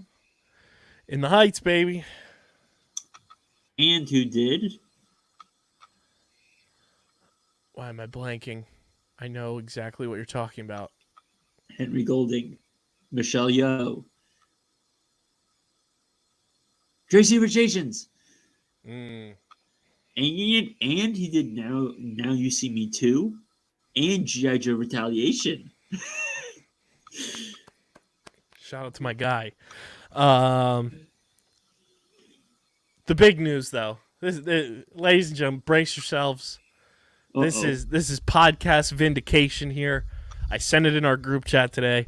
I'm vindicated. I'm selfish. I am wrong. I swore I was right. I knew I was right. I knew it all along. A Mephisto special for Disney Plus starring Sacha Baron Cohen is rumored to be currently filming. Let's go. It was already rumored that he's going to be appearing in Ironheart.